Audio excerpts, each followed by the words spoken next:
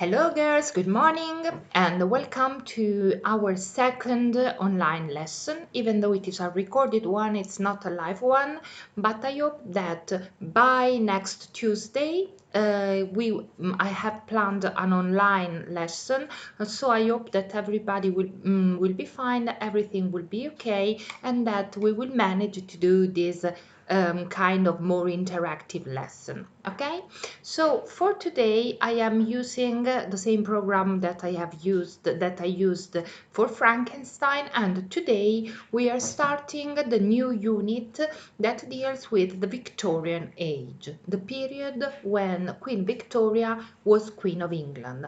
It was a period of more than 60 years, as you will see, and in this period Victoria was the Queen of England, and the period, the age, took its name after her. Okay, so after in this case doesn't mean, as you know, dopo, ma a causa di. Okay, so after her. I am sharing with you my desktop, so you will be able to see what I have shared with you in the folder Didattica. Okay, you will see that in Didattica I have already shared with you a folder, this one that you can see here. The title of the folder is The Victorian Age 5th AU. If you open it, little by little you will see more and more things. At the moment you can see 3 documents. The 3 of them are a PDF file, and the first is a presentation, the presentation that I will use today, that deals with the life of Queen Victoria and the most important events in the life of this important queen, who gave her name to an age, an entire age. Then there is another PDF file, which is a presentation of the Victorian context that you will find in my third online lesson that I am about to record, sorry. And then you will find, and this is really important, another PDF file that you will be able to download, that I want you to download, dealing with the questions that you are supposed to answer. Okay, so I will show you these questions. Let me close here. Okay, I don't want to download them, but I've got them here. Okay, you will see that they are, no, this is the wrong one. Okay, the 5th AU. The things that you will find, the first thing that you will find dealing with the questions is this one, the Victorian Age questions. Okay, this is exactly the document, the PDF that you will find. There are 3 pages, okay, and they deal with the new book, so the volume 2 of Amazing Minds, volume 2. The Victorian Age. So here there are the usual questions, the questions that I usually give to you, and which will help you to summarize the social, historical, political context of this age. Then, little by little, we will understand which were the most important writers of the age. But in this first part, with these questions and with the material that I have shared with you, you will be able to understand, we will be able together to understand, to study, to know the social, economical, political context of the age. So in the first part here, the first questions, so the first 19 questions, deal with the pages 14 and 15. Okay, now I will show you also the pages 14. Okay, historical and social background. So this is page 14 and this is page 15. Okay, these are the two pages that the first questions deal with. And okay, here they are. Questions, sorry. These are the first questions. Then here, the question number 19 says, fill in the summarizing notes with the missing info. Here, there are some summarizing notes which deal with the most important bills, the most important social, economical and political laws which were approved during this age, and you have to fill them in with the info taken from the book. Then there is another kind of exercise. It asks you to read the pages 16 and 17 and to answer these questions in the box. So answer them all. Then the same deals with page 18, with page 19, 20 and 21. So please, by next Tuesday, so by Tuesday the 24th of March, print this document, only this one, answer all the questions, read carefully all the pages, do all the activities, and then we will correct them together. Okay? This is what you are supposed to do, what you must do. Okay? So read the pages from 14 to 20 or 21 to 21, do all the activities, print this document, answer the questions, and we will speak of this matter, of this issue together during our lesson. I confirm that our online lesson, our streaming lesson, will be on Tuesday the 24th from 11 a.m. to about 12:30, okay, p.m. That's all. Now I go back, sorry, to the folder, okay? I go back to the folder here, and you will see that you can also find two presentations. The first, about Queen Victoria, is the one which I am using right now, okay? So I have already opened it here. I hope you can see everything. And I can start from the very beginning. Why?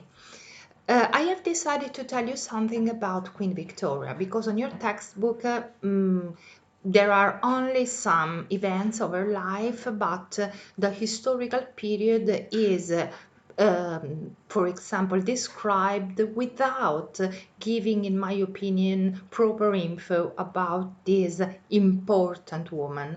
In fact, the subtitle which I have used for my presentation, I hope you can see it here, is The Woman Who Redefined Britain's Monarchy. La regina che ridefinì la monarchia britannica. Don't forget that her reign was one of the longest in British history, okay? And we will see who she was.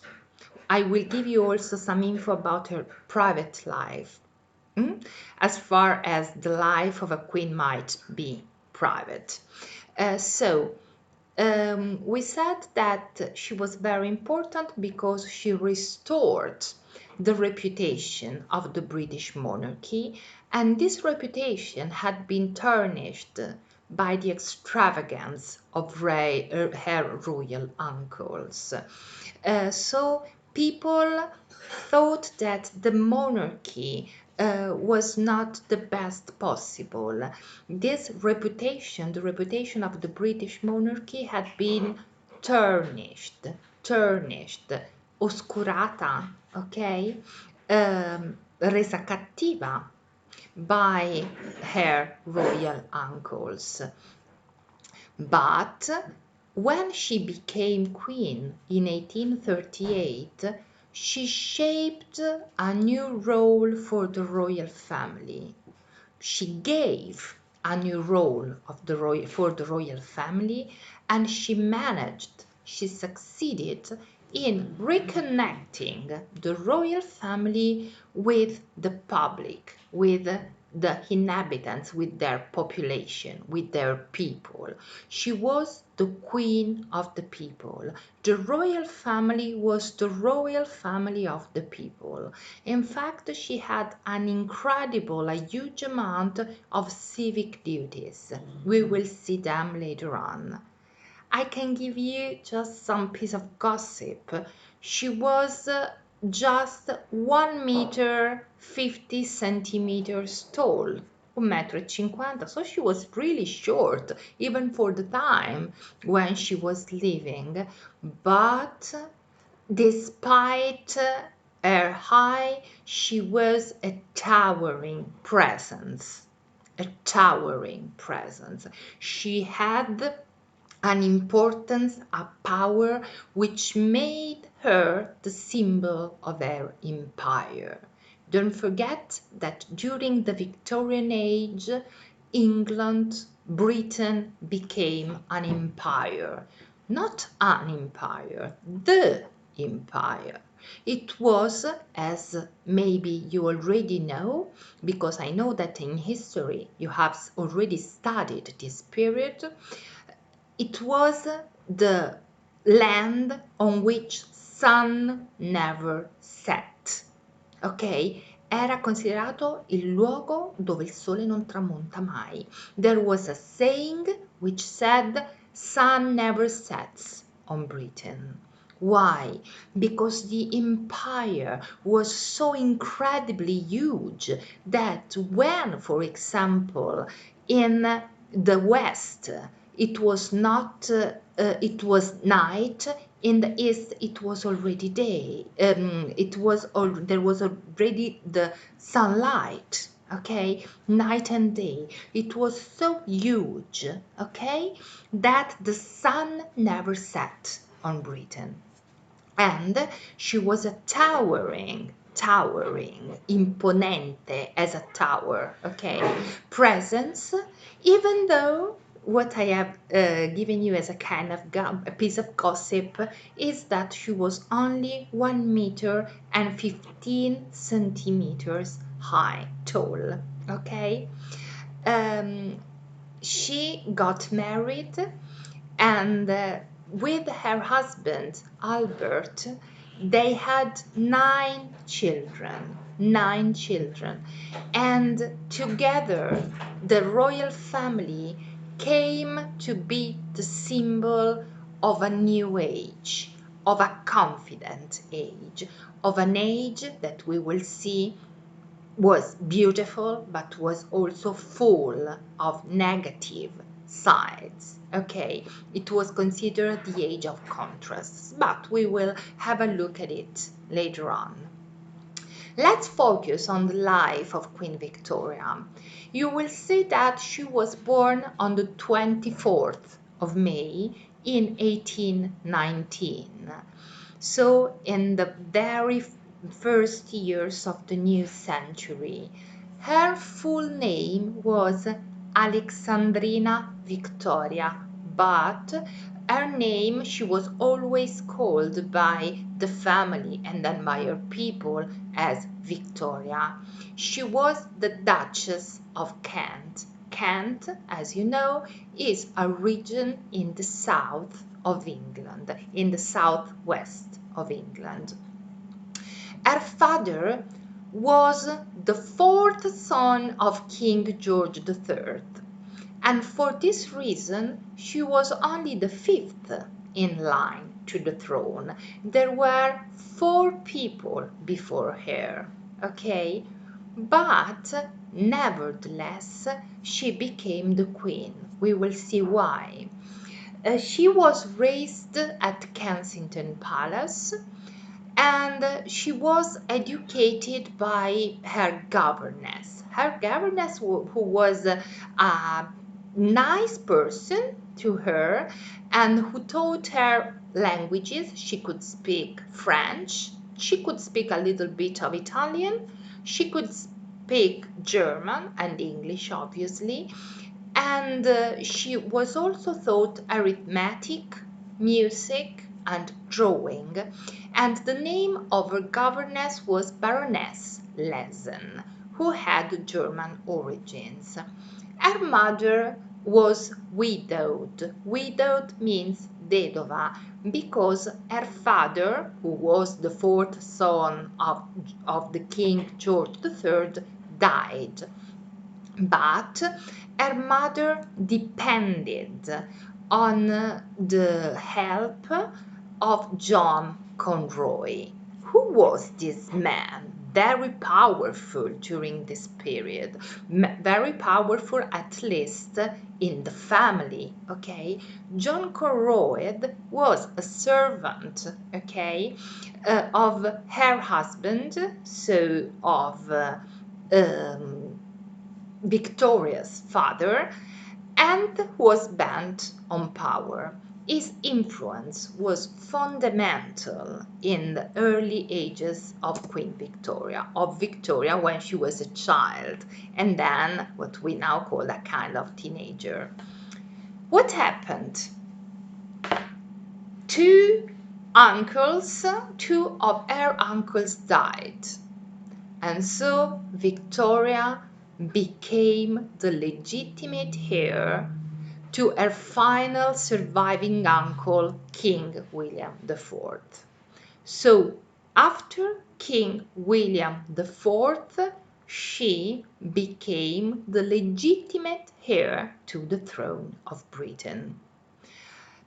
But she was not happy. We said that she spent her childhood at Kensington Palace, but her youth, her childhood, was dominated by very strict rules, dalle regole molto severe, very strict rules.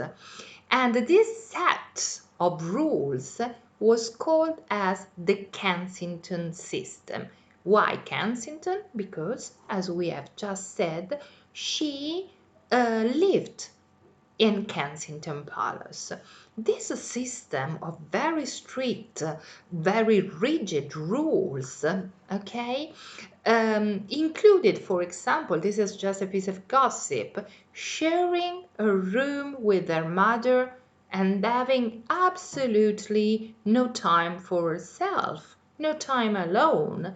Wherever she wanted to go, there was always somebody going after her. When she went to sleep, her mother went to sleep with her. She had no time for herself, absolutely no time alone. Okay, this was an example of the strictness of the rules imposed by John Conroy in this kind of Kensington system. Why?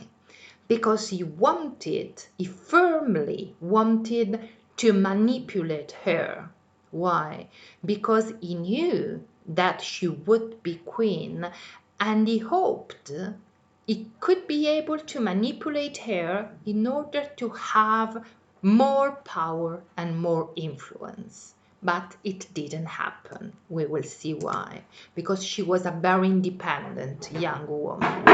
And, sorry, it's my cat. And as soon as she could, she decided to ban John Conroy from her royal apartments. Now, let's see what happened. We said that when her uncle William IV died, she became the new Queen of England. Okay? And she was some weeks, okay, she was just 18 years old. It happened only a few weeks after 18th birthday, on the 20th of June, as you can see here, in 1837. Don't forget, her reign lasted from June 1837 to January 1901. Okay? What happened? What was one of her first requests? Just a piece of gossip, as I have already said. She requested to spend an hour alone, an hour by herself, something that had always been denied to her until then. It was the very first time in all of her life that she could spend 1 hour alone. Then he moved to Buckingham Palace. She moved to Buckingham Palace, and it became a royal residence in London. Buckingham Palace didn't used to be a royal palace. It was the palace of a nobleman whose name was Buckingham, but it was bought and it became the royal residence, and it has been the royal residence in London ever since. Then another thing that she did as soon as she became queen was to exert that she wanted to live in distant rooms from her mother. She didn't want to spend her nights in the same bedroom with her mother as she had done for 18 years. So she wanted separate distant rooms, one for her and one for her mother. And then another thing that I had spoiled you is that she banned Conroy, okay, from her state apartments. So Conroy, even though he used this kind of Kensington system until she was 18 years old, didn't succeed in getting what he wanted, in getting her mind, okay, in forcing her to do what she didn't want to. I have already told you that she was a very independent young woman. Then, in this moment, so on the 20th of June 1837, when she became queen, she also became not only queen, but the richest woman in the world. The richest woman in the world. In fact, the British Parliament granted her an annuity of £385,000. It was a huge, an incredible, huge amount of money for the period. So she was now, at the moment, one of the most powerful, if not the most powerful person and the richest person in the world. But she was alone. At the moment when she was crowned, it was 1837, she didn't have a relationship. But in that period, okay, after about 2 years, her first cousin, who was a prince of German origins, Prince Albert of Saxe-Coburg and Gotha, went to visit Britain. They fell in love. They really fell in love. And in fact, they were married the following year. They got married, as I think you can see here, on the 10th of February 1840. Some gossip for you, because I know I have put some gossip in this presentation of mine. It was the very first time that a queen wore a large white wedding dress. You can see the picture, okay, of the wedding, and this is, you can see here, this is Queen Victoria, and this one is her husband, Prince Albert, okay, and she's wearing a white wedding dress, large and white. It was the very first time, and it became very fashionable wearing this white and large wedding dress. And also there was another thing that became very popular, very fashionable, after her marriage, she wanted and she had a tired wedding cake. Tired. What does it mean? Tired. Una torta di matrimonio a strati, a piani. Okay? It was the very first time, and from that moment on, not only in Britain, but little by little, this custom spread throughout Europe. The fact that women wore white and large wedding dresses, and that they used or that they wanted these tired wedding cakes, became very, very popular, very, very fashionable. Then we can say something about love, about their love. Their relationship was a very passionate one. They were deeply in love, even though they were very different. But she wrote, and everybody knew that they were really, really in love one to the other. Okay?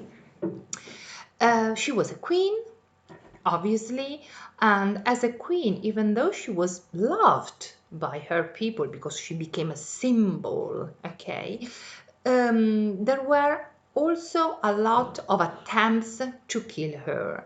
She was victim of 8 attempts to kill or assault her during her lifetime.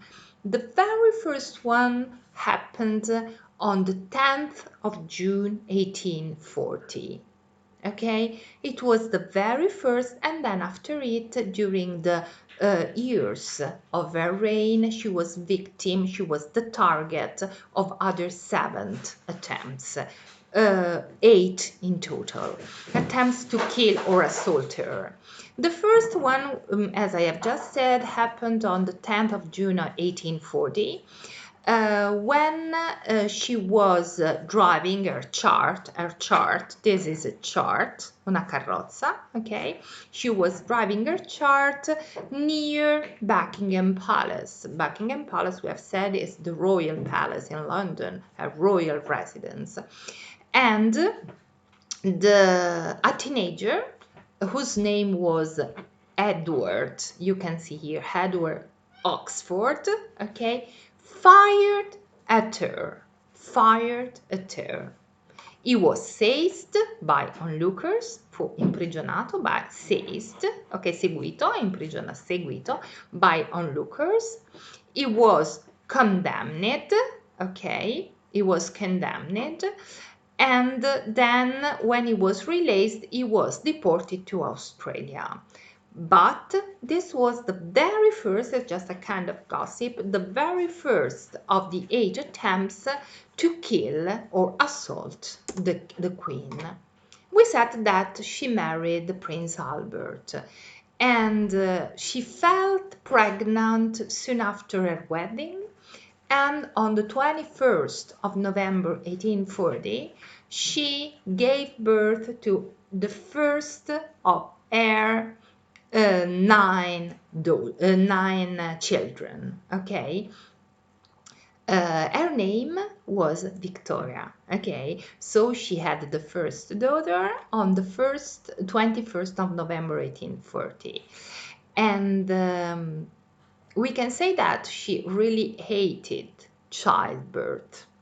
In fact, every time she suffered postnatal depression. Okay, do you know what is postnatal depression? It's a kind of depression that usually affects women after their childbirth, the birth of of a child. But as I have already said, despite it, with Albert, sorry, they had 9 children in 16 years. So in 16 years, they had 9 children, despite the fact that she hated childbirth and she always suffered postnatal depression. What happened, okay, with these 9 children? She was a diplomat, a very astute diplomat, and so she helped them to marry into the most important royal families of Europe. Why? She helped them to marry in the most important royal families of Europe because, of course, she understood as a diplomat the importance of links. It was a means, okay, to spread her power in Europe. Now, let's go on with the most important events or the most important new traditions which she introduced in the monarchy. Okay, because we said that she restored the monarchy and she made monarchy important again. Okay, also creating new connections with her people and with the parliament. For example, a new parliamentary tradition was born, as you can see here in this slide, on the 3rd of February 1852. So don't forget, she became queen in 1837 and this new parliamentary tradition, questa nuova tradizione parlamentare, was born in February 1852. What did she do? She attended the first state opening of Parliament in the new Palace of Westminster. If you, I don't know, if you were in London, if you have been in London, you maybe have visited Westminster. It's the palace where the Parliament meets. It's on the bridge, okay, Westminster Bridge, close. It's the same building where you can see the Big Ben, okay. That was the new palace which she opened, okay, in 1852. Why? Because the old building, the original building, had been demolished by fire, destroyed by fire some years before, namely in 1834. What did she do? This was a tradition, okay, that every British monarch has done, has repeated ever since, okay. She arrived in this one, okay, in the coach that you can see here in this picture, and it is called Irish State Coach, okay. And she entered the parliament and she made her speech. It was the very first time in history that the queen did this kind of parade, entered the new Palace of Westminster and made her speech in front of the parliament. Don't forget that these traditions and these protocols, which were established by Queen Victoria, have been followed by every British monarch since then. Okay? Then we are having a look at the differences, at the personality, at the events, at the things that she changed together with her husband, with Albert. And we can see in this slide that Queen Victoria, together with her husband Albert and with their family, really managed to redefine what it means to be queen. Why? What do I mean when I say that Victoria redefined what it means to be queen? She redefined, together with Albert, the role of the queen.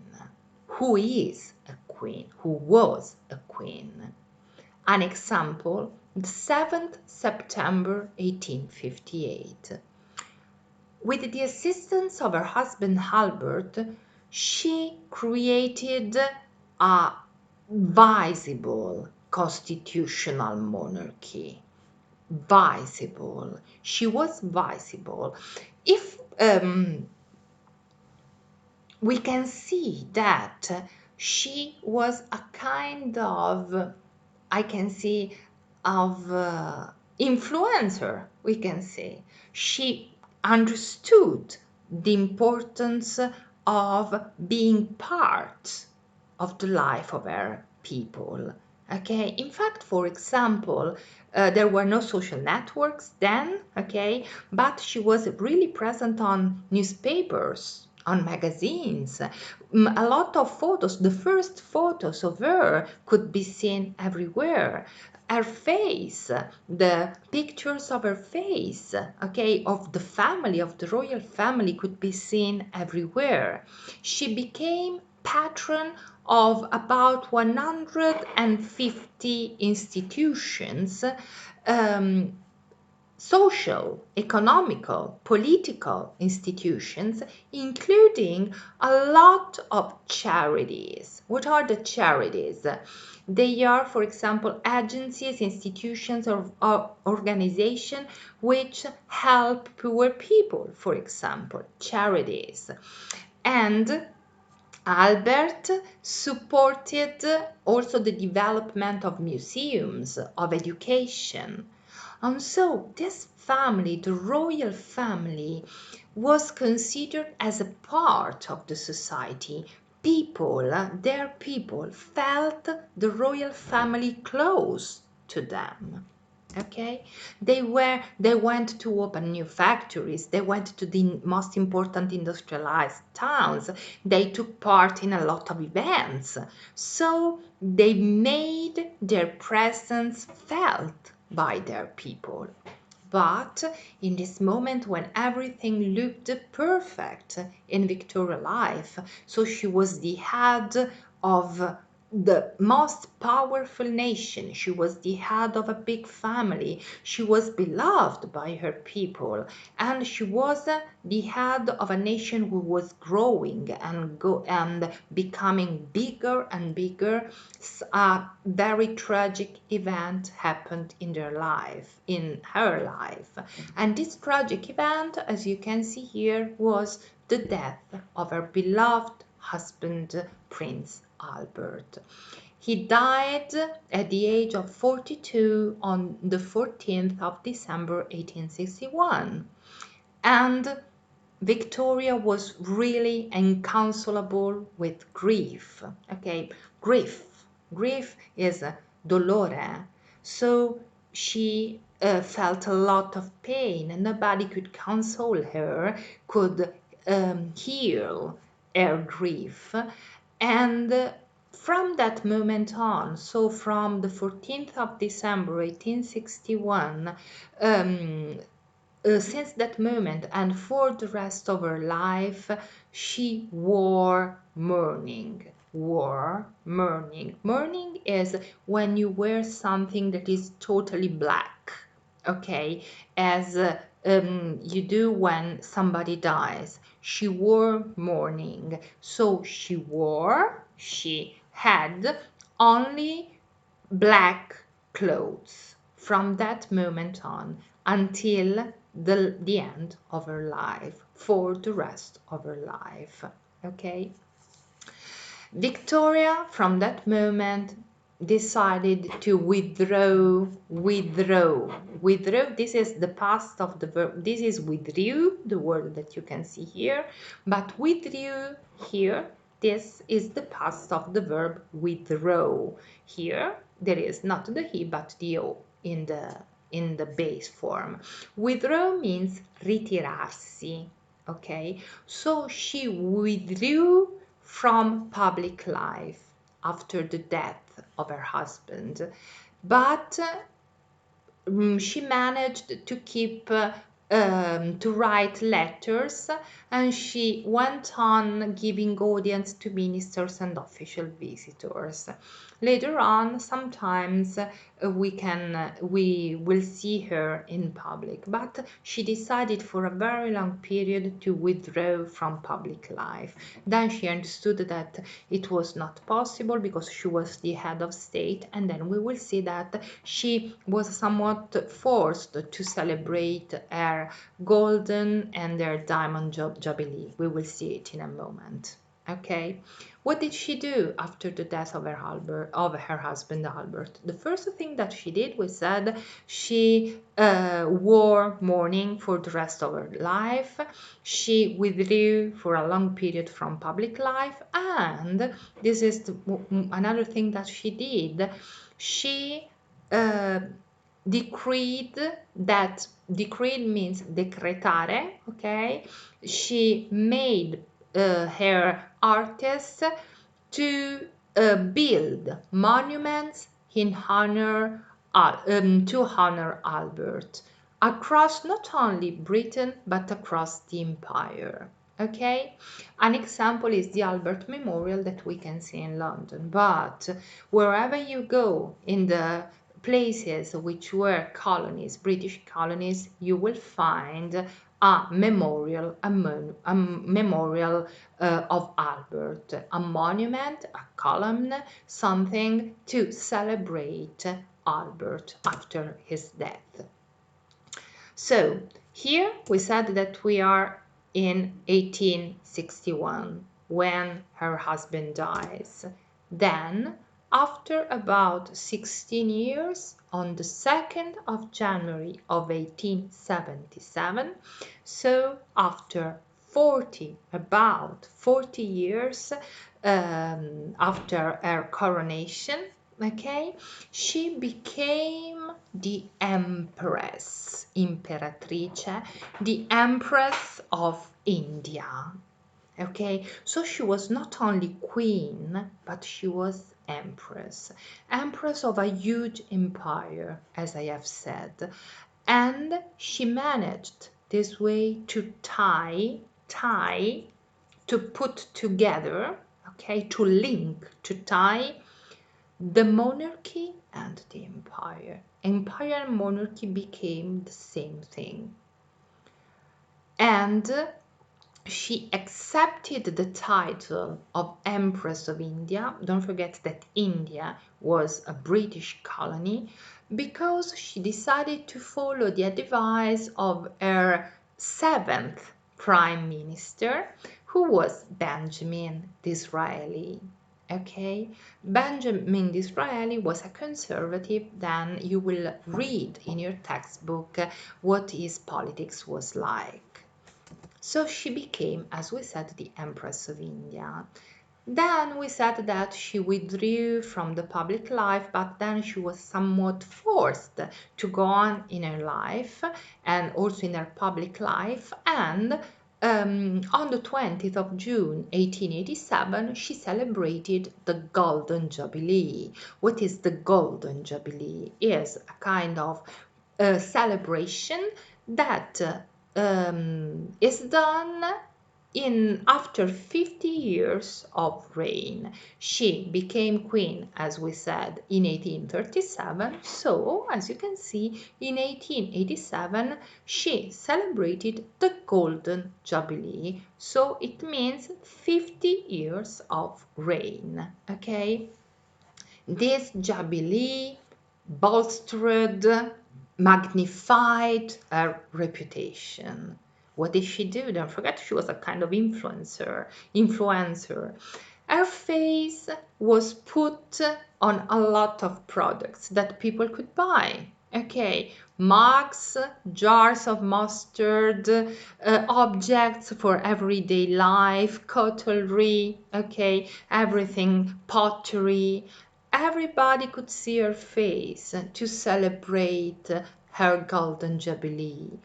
And the celebrations of the Jubilee focused on the Queen, on the figure, on the personality of the Queen, but also affirmed Britain as a global power. Victoria was the symbol, was the emblem of the power of Britain, of this new, big, enormous, huge, powerful, wealthy, rich, and empire. Then, after other 25 years, she celebrated the Diamond Jubilee. the Diamond Jubilee. So after 20 years, sorry. So she had been queen from 1837 to 1897. So she had been queen for 60 years. And on the 22nd of June 1827, there was a day of enormous global celebration, not only in Britain, but in all the colonies. And this day of celebration was planned to celebrate her 60 years of reign.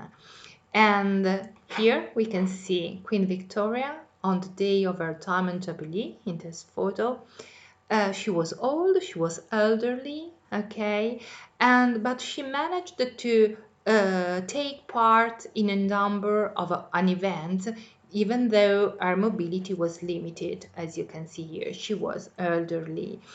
Um, during this jubilee there were a lot of street parties held across Britain, everywhere in Britain, but not only in Britain, as I have already said, but in most of the British colonies. For example, Sydney Harbour in Australia was lit up with a lot of lights, illuminations. And for example, in India, about 19,000 prisoners were granted a pardon, what we call indulto, okay, as a way to celebrate our Diamond Jubilee. Then, just to finish with this very, very fast track in her life, we can see that the Victorian Age ended with Queen Victoria on the day of her death. So on the 22nd of January 1901, she died after a lot of weeks of ill health. Okay, she was elderly. And who succeeded her? She was succeeded by her son Edward VII. Okay, and everybody was mourning her because she had ruled over an empire that covered, at the moment of her death, a quarter of the globe. When she died, her empire covered a quarter of the globe, un quarto del globo. Okay, the empire was so big and so powerful to cover a quarter of the world, and the subjects of the empire were over 40 million. For 40? No, not 40. 400 million. 400 million subjects. A lot. And which were her last words? She requested, it's another kind of piece of gossip, that Albert's dressing gown and a plaster cast of his aunt were placed in her coffin. I try to repeat. She wanted that the dressing gown of Albert, of her dead husband, and a plaster cast. Do you know what a plaster cast is? Is un calco. Ok, un calco. Do you know? Fatto di gesso, plaster cast of his hand. She wanted them in her coffin. Coffin is the bara, okay? And when she died, an age ended, finished with her, okay? Then we will see that with her death, England enters another age, which is called the age of anxiety, the new century, the 20th century, but we will study it later on. Okay, girls, this is the first part of the presentation, the first part of the lesson dealing with the Victorian Age. We have just and only focused on the figure of this important queen, okay, of Queen Victoria.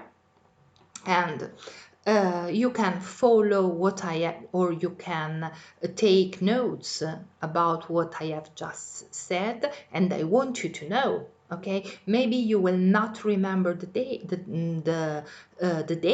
the dates, but I want you to remember the most important events in her life: whom she married, how many children did she have, when did she become queen, who was her mother, and so on. So please take notes, watch this video again, because you will not find this info in or on your book. You will only find this info in the presentation that I have already told you has been shared with you, and in this lesson.